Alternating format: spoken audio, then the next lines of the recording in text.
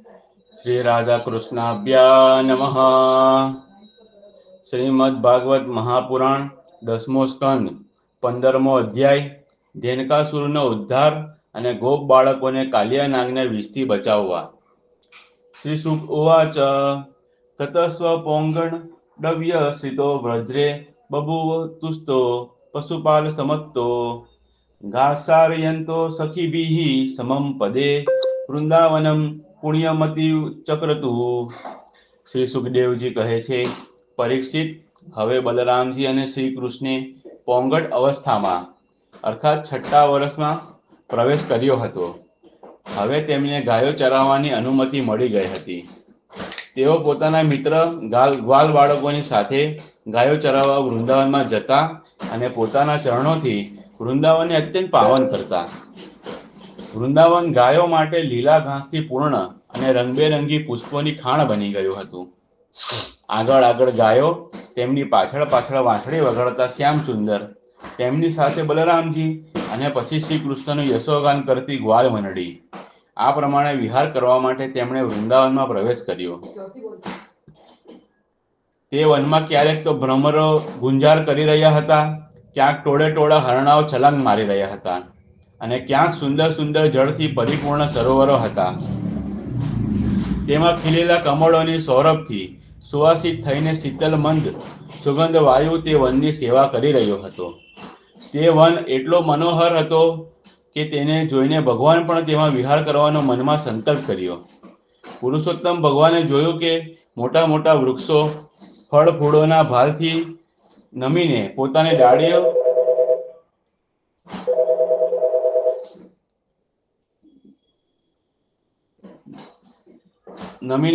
ડાળીઓ અને નવી કૂપળોની લાલીમાંથી તેમના ચરણોનો સ્પર્શ કરી રહ્યા છે। ત્યારે તેમણે બહુ આનંદપૂર્વક સહેજ હસતા હોય એમ પોતાના મોટા ભાઈ બલરામજીને કહ્યું। ભગવાન શ્રી કૃષ્ણે કહ્યું, દેવ શ્રેષ્ઠ મોટા ભાઈ, આમ તો મોટા મોટા દેવતાઓ આપના ચરણ કમળોની પૂજા કરે છે, પરંતુ જુઓ તો આ વૃક્ષો પણ પોતાની ડાળીઓથી સુંદર પુષ્પ અને ફળોની સામગ્રી લઈને આપના ચરણોમાં નમી રહ્યા છે, નમસ્કાર કરી રહ્યા છે। કેમ ન કરે? તેમણે આ સૌભાગ્ય પ્રાપ્ત કરવા માટે તથા આપના દર્શન કરી તેમના અજ્ઞાનનો નાશ કરવા માટે જ તો વૃંદાવનમાં વૃક્ષ યોનિ ગ્રહણ કરી છે। તેમનું જીવન ધન્ય છે। આદિ પુરુષ, જો કે આપ આ વૃંદાવનમાં પોતાના ઐશ્વર્યને છુપાવીને બાળકો જેવી લીલા કરી રહ્યા છો, છતાં આપના શ્રેષ્ઠ ભક્ત મુનિજનો પોતાના ઈષ્ટદેવને ઓળખીને અહીં પણ ઘણું કરીને ભ્રમરોના રૂપમાં આપના સમસ્ત લોકપાવન યશનું નિરંતર ગાન કરતા રહીને આપના ભજનમાં મગ્ન રહે છે। તેઓ એક ક્ષણ માટે પણ આપને ત્યજવા ઈચ્છતા નથી। મોટા ભાઈ, ખરેખર આપ જ સ્તુતિ કરવા યોગ્ય છો। જો આપને પોતાને ઘેર આવેલા જોઈને આ મયુરો આપના દર્શનથી આનંદિત થઈને નાચી રહ્યા છે। હરિણીઓ, મૃગનયની ગોપીઓ જેવી પોતાની સ્નેહભરી દ્રષ્ટિથી આપના પ્રતિ પ્રેમ પ્રગટ કરીને આપને પ્રસન્ન કરી રહી છે। આ કોયલો પોતાના મધુર કુહુ કુહુ ટહુકાથી આપનું કેટલું ભવ્ય સ્વાગત કરી રહી છે। આ બધા વનવાસી હોવા છતાં ધન્ય છે, કેમ કે સત્પુરુષોનો સ્વભાવ જ એવો હોય છે કે તે ઘરે આવેલા અતિથિને પોતાની પ્રિયમાં પ્રિય વસ્તુ ભેટ આપે છે। આજે અહીંની ભૂમિ લીલા લીલા ઘાસ સાથે આપના ચરણોનો સ્પર્શ પ્રાપ્ત કરીને ધન્ય થઈ રહી છે। અહીંના વૃક્ષો, ઘાસ અને લતાઓ આપની આંગળીઓનો સ્પર્શ મેળવી પોતાનું અહોભાગ્ય માની રહી છે। આપની કૃપાપૂર્ણ દ્રષ્ટિથી નદીઓ, પર્વતો, પશુ પક્ષીઓ બધા કૃતાર્થ થઈ રહ્યા છે અને વ્રજની ગોપીઓ આપના વક્ષસ્થ સ્થળનો સ્પર્શ પ્રાપ્ત કરીને કે જેના માટે સ્વયં લક્ષ્મીજી પણ લાલાયિત રહે છે, ધન્ય થઈ રહી છે। શ્રી સુખદેવજી કહે છે, પરીક્ષિત, આ પ્રમાણે પરમ સુંદર વૃંદાવનને જોઈને ભગવાન શ્રી કૃષ્ણ ઘણા જ પ્રસન્ન થયા।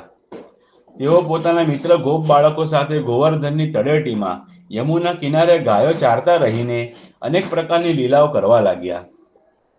એક બાજુ ગોપ બાળકો ભગવાન શ્રી કૃષ્ણના ચરિત્રનું ગાન કરી રહ્યા છે, તો બીજી બાજુ બલરામજીની સાથે વનમાળા પહેરેલા શ્રી કૃષ્ણ મનોન્મત્ત ભમરાઓના મધુર ગાનમાં સૂર પુરાવીને મધુર સંગીતનો આલાપ કરી રહ્યા છે। ક્યારેક ક્યારેક શ્રી કૃષ્ણ મધુર સ્વરવાળા રાજહંસોના કુંજનનું અનુકરણ કરે છે અને ક્યારેક નૃત્ય કરતા મયુરોને નિહાળીને સ્વયં પણ નૃત્ય કરીને સૌને હસાવે છે. ક્યારેક મેઘ જેવી ગંભીર વાણીથી દૂર ચાલી ગયેલા પશુઓના નામ લઈ લઈને બહુ જ પ્રેમથી બોલાવે છે. તેમના કંઠની મધુર વાણી સાંભળીને ગાયો અને ગોવાળોનું ચિત્ત પણ પોતાના વશમાં રહેતું નથી.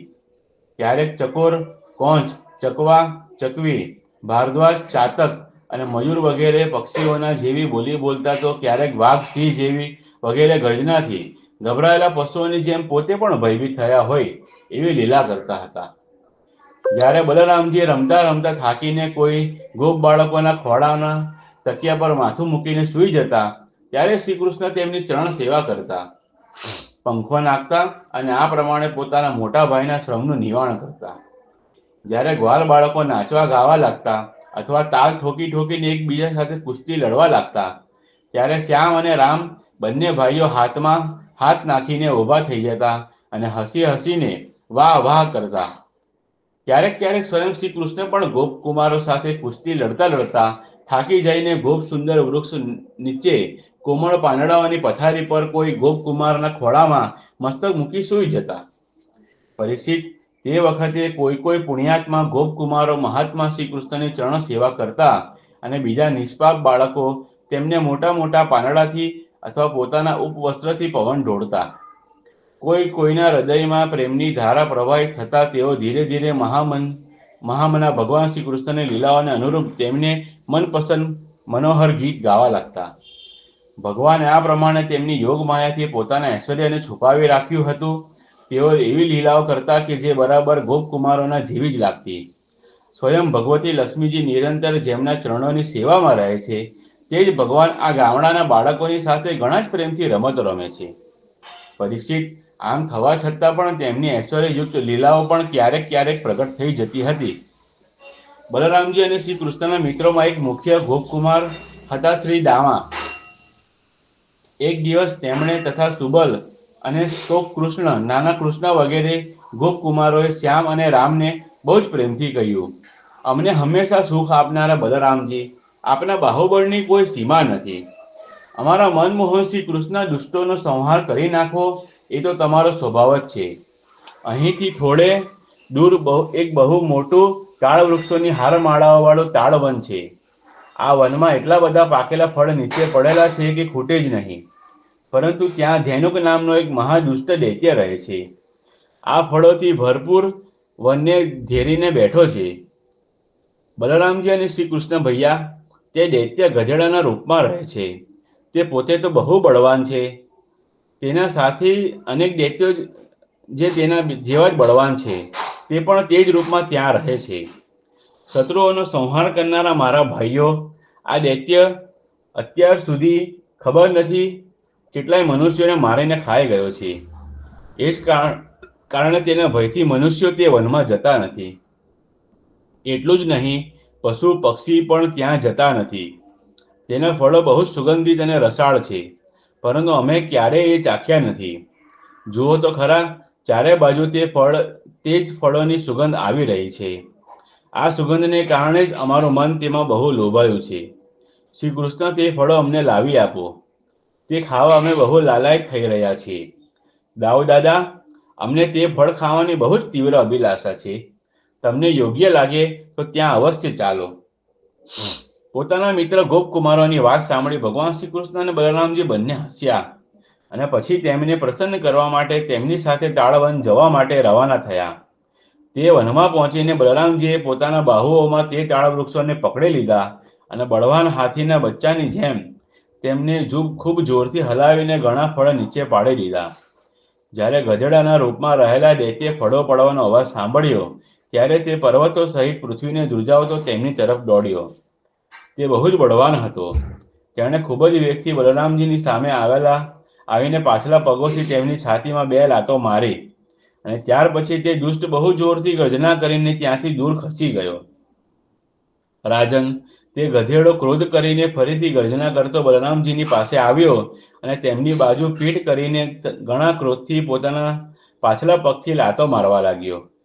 બલરામજીએ પોતાના એક જ હાથથી તેના બંને પગ પકડી લીધા અને તેને આકાશમાં ફેરવીને એક તાળના વૃક્ષ પર પછાડ્યો.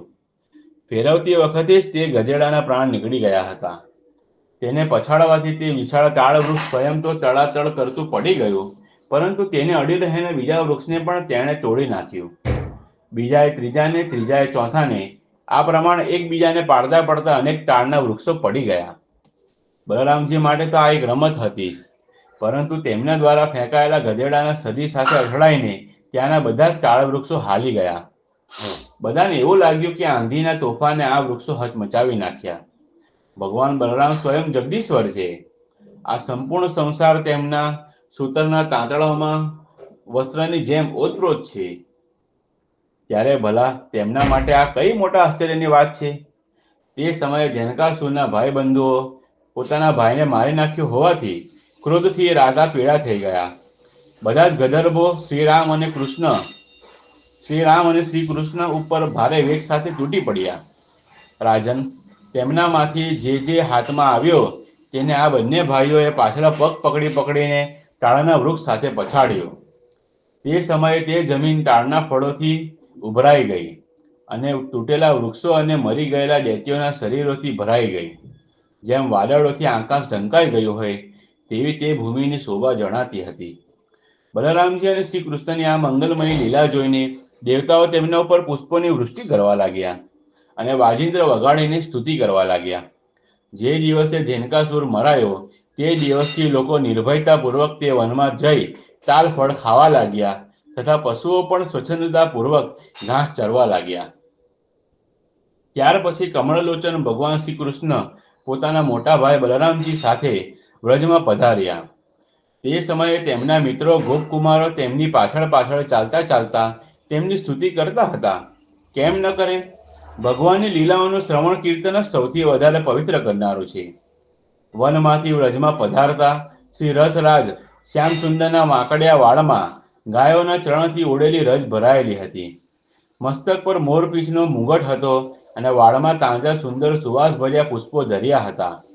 આવા સૌંદર્યથી હૃદયને સ્પર્શતા શ્રી કૃષ્ણના મુખારવિંદના મંદ હાસ્ય અને હૃદયનું આકર્ષણ કરતા ત્રાંસા અવલોકન સાથે તેઓ મધુર વાંસળી વગાડતા હતા અને ગોપકુમારો તેમની લલિત કીર્તિનું ગાન કરી રહ્યા હતા. વંશીનાદ સાંભળીને ગોપીઓના ટોળા એકી સાથે વ્રજની બહાર નીકળી આવ્યા. તેમની આંખો ખબર નહીં ક્યારની શ્રી કૃષ્ણના દર્શન માટે તરસી રહી હતી. ગોપીઓએ પોતાના નેત્રરૂપી ભ્રમરોથી ભગવાનના મુખારવિંદના મકરંદ રસનું પાન કરીને આખા દિવસના વિરહના અગ્નિને શાંત કર્યો અને ભગવાને પણ તેમના લજ્જાપૂર્ણ હાસ્ય તથા વિનયયુક્ત પ્રેમભરી દ્રષ્ટિનો સ્વીકાર કરીને વ્રજમાં પ્રવેશ કર્યો. ત્યાં જશોદા મૈયા અને રોહિણીજીનું હૃદય વાત્સલ્ય સ્નેહથી ઉભરાઈ રહ્યું હતું. તેમણે રામ અને શ્યામના ઘરે પહોંચતા જ તેમની ઈચ્છા અનુસાર તથા સમયાનુસાર પહેલેથી સમજી વિચારીને તૈયાર રાખેલી વાનગીઓ તેમને ખવડાવી પીવડાવી અંગમર્દન કરીને સુગંધિત તેલથી સ્નાન કરાવ્યું. આથી તેમનો દિવસભરનો થાક દૂર થયો. પછી તેમને સુંદર વસ્ત્રો પહેરાવીને દિવ્ય પુષ્પોની માળા પહેરાવી અને ચંદનનો લેપ કર્યો. ત્યાર પછી બંને ભાઈઓએ માતાઓ દ્વારા પીરસવામાં આવેલું સ્વાદિષ્ટ ભોજન કર્યું. ત્યાર પછી વહારસોઈ બંને માતાઓએ લાડ લડાવતા સુખશૈયા સજાવીને બંને કુમારોને પોઢાવ્યા અને શ્યામ અને રામ બહુ જ આરામથી પોઢી ગયા. ભગવાન શ્રી કૃષ્ણ આ પ્રમાણે વૃંદાવનમાં અનેક લીલાઓ કરતા હતા. એક દિવસ પોતાના મિત્ર ગ્વાલ બાળકો સાથે તેઓ યમુના કિનારે ગયા. રાજન, તે દિવસે બલરામજી તેમની સાથે ન હતા. તે સમયે જેઠ અષાઢની ગરમીથી ગાયો અને ગોપ બાળકો બહુ જ રસ થઈ રહ્યા હતા. પાણી વિના તેમના કંઠ સુકાતા હતા. તેથી તેમણે યમુનાજીનું વિષયુક્ત જળ પી લીધું. પરીક્ષિત, દુદેવવશ તેમને એ વાતનું ધ્યાન રહ્યું નહીં. તે વિષવાળા જળનું પાન કરતા જ બધી ગાયો અને ગોપકુમારો પ્રાણહીન થઈને યમુનાના કિનારે પડી ગયા. તેમને આવી અવસ્થામાં જોઈને યોગેશ્વરોના પણ ઈશ્વર ભગવાન શ્રી કૃષ્ણે પોતાની અમૃત વરસાવનારી દ્રષ્ટિથી તેમને જીવિત કરી દીધા. તેમના સ્વામી અને સરસ તો એકમાત્ર શ્રી કૃષ્ણ જ હતા. પરીક્ષિત, ચેતના આવ્યાથી તે બધા ઊભા થઈ ગયા અને આશ્ચર્યચકિત થઈને એકબીજા તરફ જોવા લાગ્યા. રાજન, છેવટે તેમણે એ જ નિશ્ચય કર્યો કે અમે વિષયુક્ત જળ પીવાને કારણે મરી ગયા હતા, પરંતુ અમારા શ્રી કૃષ્ણે પોતાની અનુગ્રહપૂર્ણ દ્રષ્ટિથી અમને ફરીથી જીવતા કર્યા છે. ઇતિ શ્રીમદ્ ભાગવતે મહાપુરાણે પારમહંસ્યામ સંહિતાયામ દસમ સ્કંદે પૂર્વાર્ધે ધેનુક વધો નામ પંચદશોધ્યાય. 10મા સ્કંદના પૂર્વાર્ધ અંતર્ગત ધેનુક વધ નામનો 15મો અધ્યાય સમાપ્ત. બોલો શ્રી કૃષ્ણ કનૈયા લાલ કી જય.